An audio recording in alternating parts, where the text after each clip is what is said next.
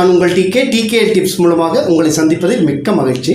நம்ம அதாவது போன வீடியோஸில் வந்துட்டு இந்த இயற்கை உணவுல கிடைக்கக்கூடிய இஞ்சி மற்றும் சுக்கு இதெல்லாம் வந்து நம்ம எப்படி சாப்பிடணும், இதனுடைய மருத்துவ குணங்கள் என்ன, என்னென்ன நோய்களுக்கு வந்து அது சரியாக வேலை செய்யும் அப்படிங்கிறத பற்றி பார்த்தோம். ஸோ அதே போல தான் இந்த பதிவில் வந்துட்டு நம்ம கடுக்காயை பற்றி பார்க்க போகிறோம். இதுக்கு வந்து நான் ஏற்கனவே வந்து சித்தர்களுடைய பாடல்கள் ஒன்று சொல்லியிருந்தேன். அதாவது காலையில் இஞ்சி, கடும்பகல் சுக்கு, மாலையில் கடுக்காய், மண்டல முன்ன கோலை ஊன்றி நடந்த கிழவனும் காலை குளிக்க நடப்பானே. வெரி சிம்பிளான அர்த்தம் தான்.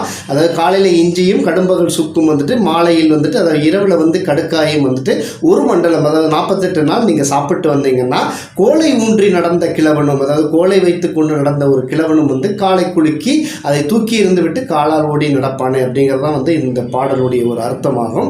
ஸோ இன்னைக்கு வந்து நம்ம இந்த கடுக்காய் எப்படி சாப்பிடணும், இதனுடைய குணங்கள் எப்படின்னு பார்ப்போம். கடுக்காயை வந்து சித்தர்கள் மறுபடியும் என்ன சொல்லியிருக்கிறாங்கன்னா ஒரு பாடல்ல தாயை விட சிறந்தவள் மேலானது கடுக்காய் அப்படின்னு சொல்லியிருக்கிறாங்க. இதுக்கு என்ன காரணம் அப்படின்னு பார்த்தீங்கன்னா, தாயாவது வந்துட்டு ஒரு குழந்தை வந்துட்டு தன்னுடைய குழந்தைகள் மேலே இருக்கக்கூடிய அந்த பாசத்தின் மிகுதியால் அதாவது தேவையில்லாத உணவுகளையும் அதாவது தேவைக்கு அதிகமான உணவுகளையும் வந்து குழந்தைக்கு ஊட்டி வயிற்றை வந்துட்டு ஒரு சுத்தம் இல்லாமல் செய்து விடுவார் தாய். என்னன்னா அது உன்னோட பாச மிகுதி, பாசம் அதிகமாக இருக்கிறதுனால நம்ம எல்லா வீட்லையும் நடக்கிறதான். தாய் இந்த குழந்தைகளுக்கெல்லாம் பார்த்தீங்கன்னா நிறைய உணவுகள் அந்த குழந்தைக்கு பசி எடுக்குதா, இந்த உணவு அந்த குழந்தைக்கு நல்லது செய்யுமா, இதுக்கு தேவையா விதமான ஒரு நோக்கமும் இல்லாமல் குழந்தை சாப்பிட்டா போதும்னு தேவைக்கு அதிகமான உணவுகளை வந்து எல்லா நேரத்திலையும் வந்து குழந்தைகளுக்கு ஊட்டி விடுவார் தாய். ஸோ இந்த கடுக்காய் என்ன செய்யும்னா உங்களுக்கு அந்த தேவையில்லாத அளவுக்கு அதிகமான உடலால் கெட்டு போயிருக்கும் அந்த குடலை வந்து சுத்தப்படுத்தி அதாவது அந்த வயிற்றில் இருக்க அந்த கழிவுகளை எல்லாம் வந்து சுத்தமாக வெளியேற்றும் வேலையை வந்து இந்த கடுக்காய் செய்கிறது.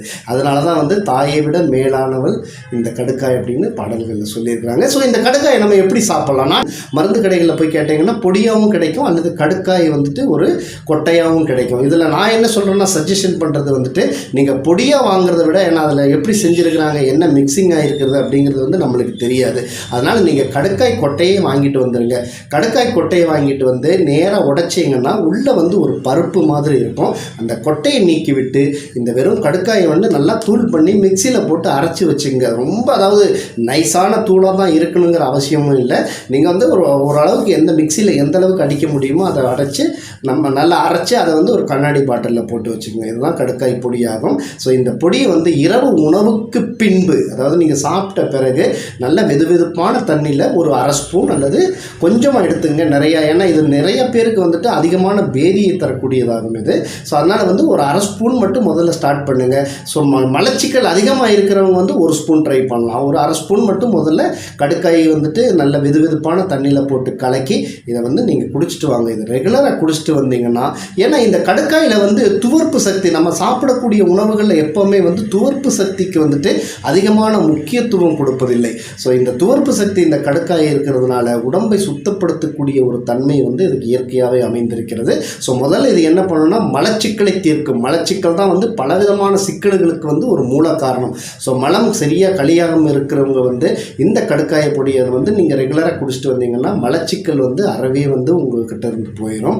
பார்த்தீங்கன்னா இது மலச்சிக்கலை மட்டுமல்ல, அதாவது ரத்த மூலம், உள் மூலம், வாய்ப்புண், குடலில் இருக்கிற புண், தொண்டையில் புண், ஆண்மை கோளாறு மற்றும் நரம்பு தளர்ச்சி இது அத்தனைக்கும் வந்து இந்த கடுக்காய் வந்து ஒரு சிறந்த ஒரு நிவாரணமாக இருக்கும். ஸோ நரம்பு தளர்ச்சி இருக்கிறவங்களும் இது ரெகுலராக குடிச்சிட்டு வரலாம்.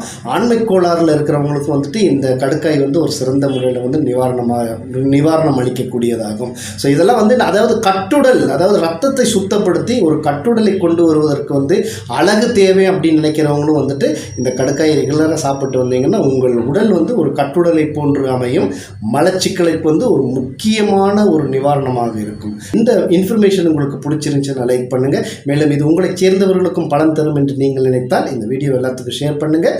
மீண்டும் அடுத்த ஒரு நல்ல நிகழ்ச்சியில் உங்களை சந்திப்பது உங்கள் டிகே.